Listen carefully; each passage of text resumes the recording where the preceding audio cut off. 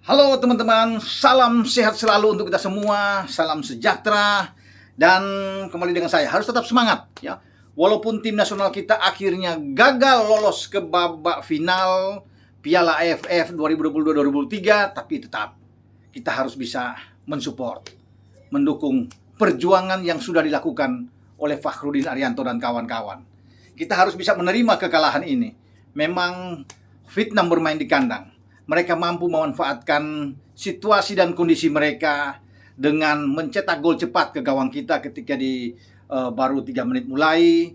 Nguyen Tian Lee sudah membuat gol, begitu juga di babak kedua ketika baru menit 47, artinya baru 2 menit mereka sudah bisa menggetarkan gawang dari Nadeo. Ini yang menguntungkan, ini yang membuat situasi kita makin sulit ya untuk bisa menyamakan kedudukan. Artinya ketika mereka unggul 1-0, ini kan yang dilakukan oleh Vietnam, karena Park Sang-heo sebagai pelatih ya, itu sudah menginstruksikan mereka harus bikin gol ya, sehingga bagi Hang Seo ini satu hal yang sangat bagus yang mereka dapatkan. Karena kalau sampai 20 menit, 30 menit Vietnam tidak bisa membuat gol, ini mereka sulit untuk mengalahkan kita. Bahaya. Jadi taktik dari Park Hang Seo ini dengan mengubah keadaan, ada beberapa pemain yang dia mainkan di pertandingan ini, kecuali memang striker tetap dipertahankan oleh Nguyen Thian Dinh ini, yang dia membuat 2 gol kemenangan untuk membawa Vietnam ini lolos ke babak final. Lagi-lagi gawang dari Dang Van Ham ini, Van Lam ini tidak kebobolan ya. Sampai sejauh ini sudah 6 match, ada 2 dengan Indonesia leg pertama dan leg kedua, mereka tidak kebobolan. Ya, jadi ini luar biasa. Total mereka bermain sampai dengan di fase grup B, itu ketika menjadi juara grup, itu sudah 14 gol mereka ciptakan dan 0 kemasukan. Luar biasa, artinya menggambarkan juga pertahanan mereka.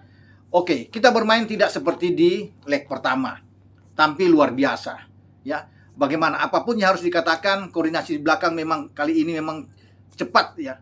Bagaimana lawan bisa memanfaatkan itu kesempatan, terutama gol pertama ini.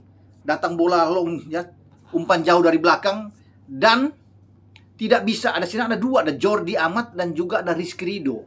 Ini telat untuk bisa menutup, padahal ini bola ini enak untuk mereka bisa masuk.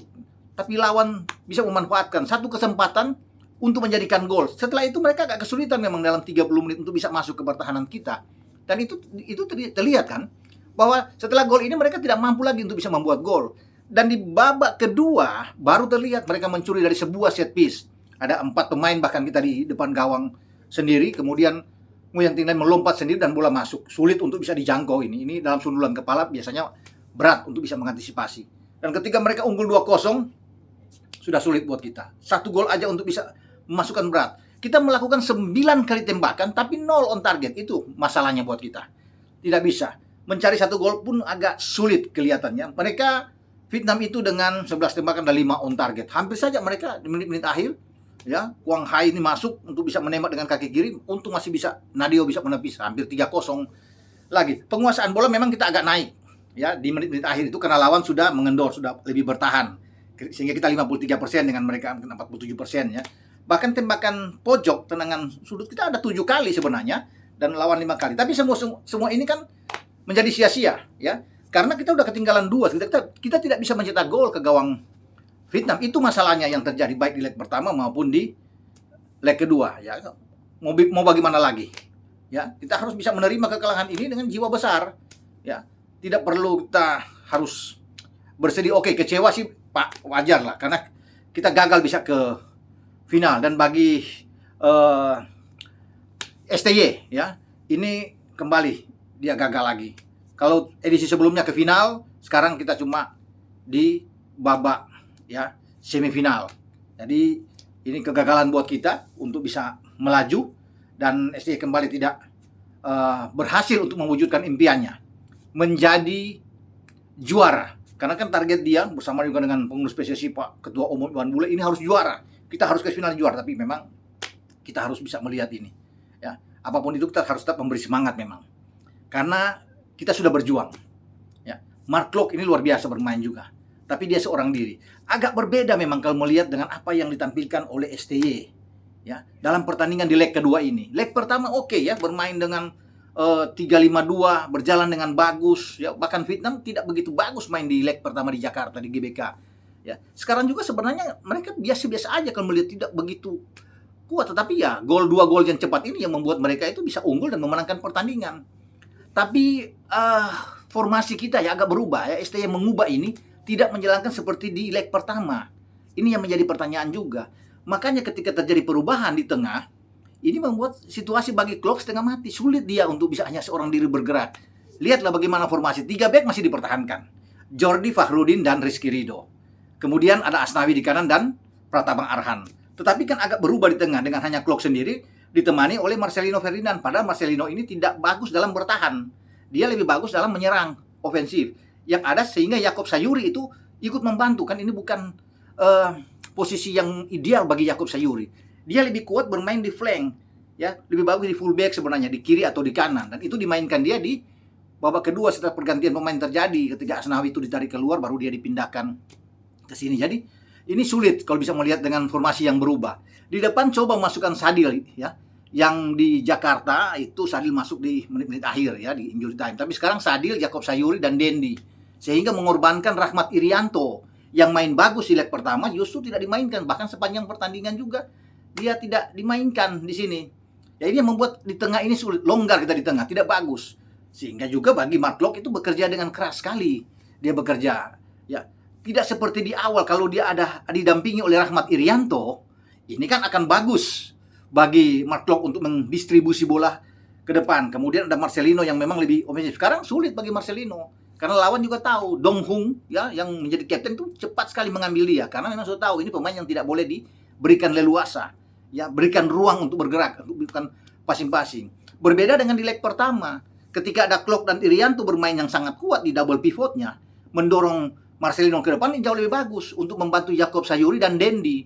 Nah, ini tidak terjadi di leg kedua. Dengan Rahmat Irianto cadangan, ini sulit sebenarnya. Kemudian Sayuri untuk tarik ke belakang nggak bagus bermain ya. Di babak pertama kelihatan. Marcelino juga nggak kelihatan main di babak pertama. Juga di babak kedua. Kalau mengembalikan saya pikir Rahmat Irianto ya bermain dan tetap mungkin Sayuri aja di depan sama dengan Dendi seperti di leg pertama dan Marcelino lebih didorong ke depan kan akan jauh lebih bagus. Lebih enak. Mark Klok juga tidak kelelahan bekerja sendiri karena ada Rahmat Irianto yang turun untuk bisa membantu Jordi, bisa membantu Rizky Ridho, bisa membantu juga dengan Fakhrudin di sini ketika mendapat tekanan. Itu kan yang mereka lakukan di leg pertama. Tapi sekarang Klok tidak bisa berbuat banyak. Dia bisa menjadi pengatur ritme permainan, bermain box to box, semua diambil oleh dia. Yang bertahan, jadi pantas dia kelelahan sekali bisa bermain di sini ya.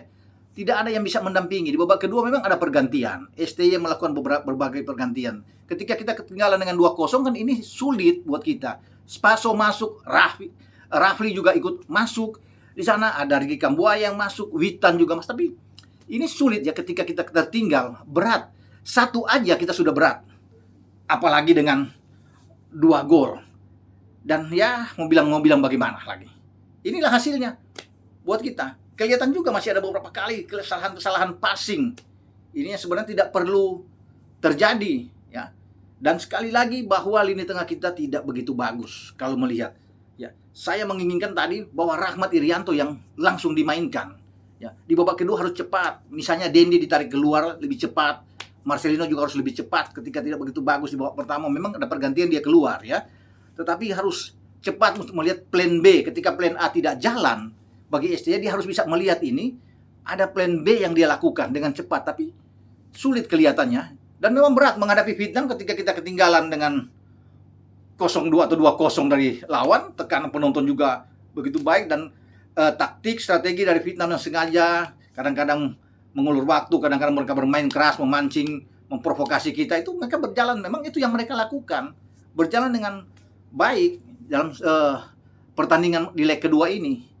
Dan ya kita harus memberikan selamat kepada Vietnam ya, yang mereka sudah bisa lolos, tapi kita juga tidak perlu untuk menghujat tim kita ya di sini karena sekali lagi mereka sudah bermain, sudah berjuang, tinggal tentunya peningkatan ke depan, tapi ini satu hal yang pasti bagi STY ini kecewa karena gagal apapun itu. Karena kan dia mengincar juara, sekarang sudah terhenti di semifinal. Nah, apalagi tahun ini dia akan berakhir. Ya, masa kepelatihan dia apakah diperpanjang atau tidak kita tidak tahu. Semua ada di PSSI. PSSI akan mengadakan KLB, pemilihan ketua umum baru, dan semua exco bisa saja berubah. Ya, banyak yang menginginkan bahwa dia dipertahankan. Ada juga yang melihat mungkin ada pergantian lagi karena di Desember tahun ini itu selesai. Kalau ada kepengurusan baru dengan nakoda baru, ketua umum baru, bisa aja berubah. Ya, kita akan lihat, semoga dia akan mungkin diperpanjang, karena kalau siapapun yang mengganti STY ketika dia sudah meletakkan dasar yang bagus, progres mungkin yang oke, kita akan mulai dari nol lagi. Kalau bilang STY out di sini, ya kita akan siap-siap untuk memulai dari awal lagi. Itu karena STY masih punya tugas-tugas. Setelah Piala AFF ini, tetap harus semangat bagi STY dan semua pemain Indonesia, karena masih ada banyak yang di depan nanti. Ada Piala Dunia U20.